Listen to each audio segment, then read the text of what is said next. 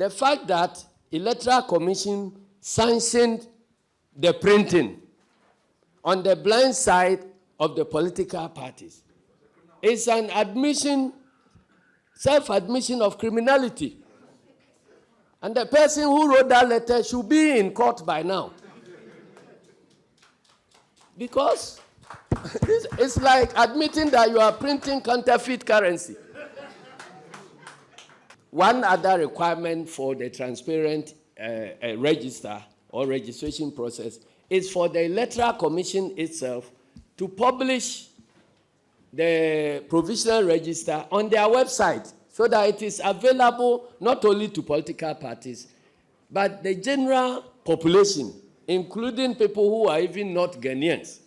So that if others who are non-Ghanaians want to testify to the transparency or credibility of your elections, they can access that information and be witnesses to the process. So if all these conditions are flawed, then you have a challenge.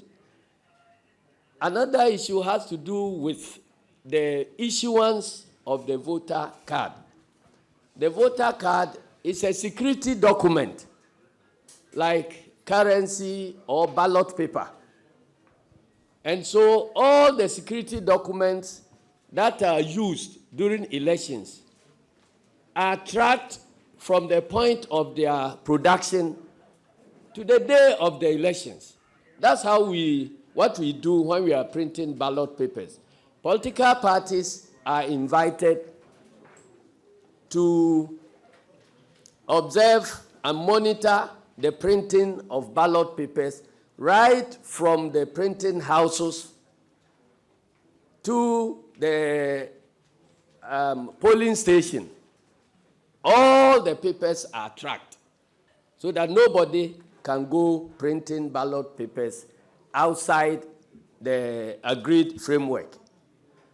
In much the same way, a voter ID card is printed at a point where the registration itself takes place in the presence of the registrant and the political party agents and then Electoral Commission staff, so they can know what is happening.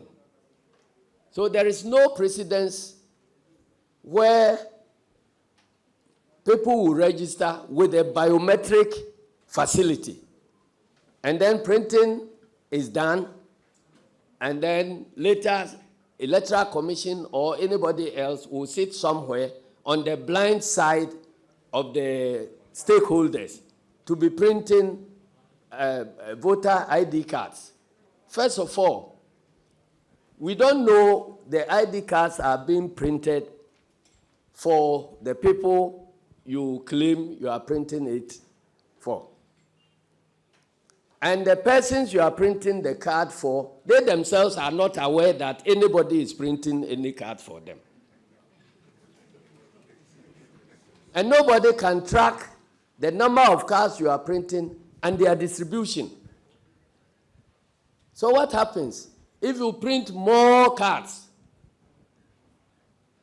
and then you distribute them to people who are otherwise non-eligible to register, and they go to the exhibition centers claiming that they are holding a card, but their names cannot be found in the register, then the AC will be compelled to put their names in. So it means you are registering people through the back door.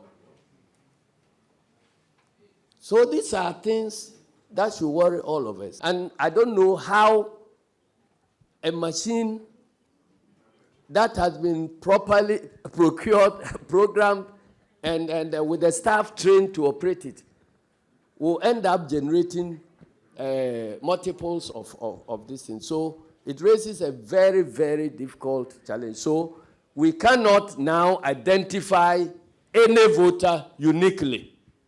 So it opens the door for anybody to come and participate in our elections, and I don't think it is a good thing.